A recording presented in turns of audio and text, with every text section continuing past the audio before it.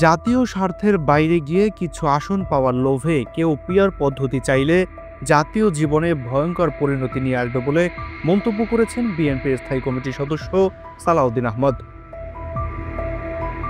মঙ্গলবার রাজধানীর গুলশানে নিজ বাসভবনে সাংবাদিকদের সঙ্গে আলাপকালে তিনি এ মন্তব্য করেন। সালাউদ্দিন বলেন, বিএনপি পিয়ারের পক্ষে নয়, অন্যদিকে কয়েকটি দল পিয়ারের পক্ষে অবস্থান নিয়েছে। সার্বিক বিবেচনায় নির্বাচন পিছানোর সম্ভাবনা দেখছে কিনা জানতে চাইলে তিনি বলেন, নির্বাচনকে বিলম্বিত করার জন্য অথবা বাধাগ্রস্ত করার জন্য যে কোনো রাজনৈতিক কৌশলকে এদেশের জনগণ প্রত্যাখ্যান করবে। এটা আমরা আগেও বলেছি, কারণ ভোটাধিকার প্রয়োগের দাবি আদায়ের জন্য, গণতন্ত্র প্রতিষ্ঠার জন্য, সাংবিধানিক অধিকার প্রতিষ্ঠার জন্য এদেশের মানুষ গত 16 থেকে 17 বছর অবিরাম সংগ্রাম করেছে, লড়াই করেছে, রক্ত দিয়েছে, শহীদও হয়েছে। রাষ্ট্র ব্যবস্থা সংস্কারের দাবি পরে গণদাবিতে পরিণত হয়েছে। এ অধিকার তখনই প্রতিষ্ঠা হবে যখন আমরা অবাধ, সুষ্ঠু ও গণতান্ত্রিকভাবে নির্বাচনের মাধ্যমে জাতীয় সংসদ পাব। সুতরাং যারাই এই পথে বাধা সৃষ্টি করতে চাইবে তাদের জনগণ প্রত্যাখ্যান করবে। এসব রাজনৈতিক কর্মসূচির জবাব দেওয়ার জন্য জনগণই বিচারক। বিএনপি উচ্চ কক্ষে পিয়ার পদ্ধতি মেনে নিলে অন্যরা নিম্ন কক্ষে প্রচলিত পদ্ধতি মেনে নিতে পারে।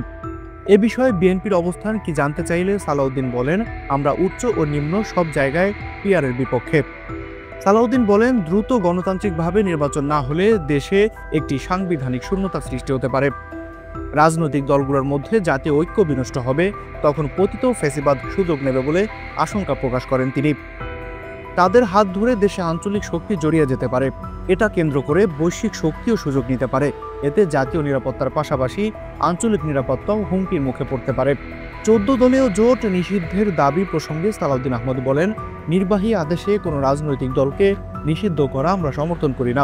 বিচারিক প্রক্রিয়ার মধ্য দিয়ে রাজনৈতিক দল নিষিদ্ধ করার বিষয়টি নির্ধারিত হোক, এটা কোর্ট নির্ধারণ করবে। এর জন্য আইন সংশোধন করা হয়েছে, এই আইনটা আগে ছিল না। এখন গণহত্যা, মানবতা বিরোধী অপরাধের জন্য যে কোনো দলের বিরুদ্ধে আদালত ব্যবস্থা নিতে পারবেন বলে জানান তিনি। আদালত সিদ্ধান্ত নিলে নির্বাচন কমিশন মানতে বাধ্য। এই প্রক্রিয়ার বাইরে কোনো প্রক্রিয়াকে বিএনপি সমর্থন করে না। 2024 সালে নির্বাচনে 28 দলের অংশগ্রহণ করেছে উল্লেখ করে তিনি বলেন, নিষিদ্ধ চাইলে এই 28টি দলকে দোষর হিসাবে নিষিদ্ধ চাইতে হবে। তাহলে নির্বাচনটা কাদের নিয়ে হবে প্রশ্ন রাখেন সালাউদ্দিন। তিনি বলেন, নিজেদের অতিরিক্ত সুবিধার জন্য আরো অনেক দল নিষিদ্ধ চাইতে পারে, তবে এখনো আওয়ামী লীগের বিষয়টি আলাদা। তারা গণহত্যা ও মানবতা বিরোধী অপরাধের জন্য দায়ী, দেশের গণতান্ত্রিক ব্যবস্থা ধ্বংসের জন্য দায়ী।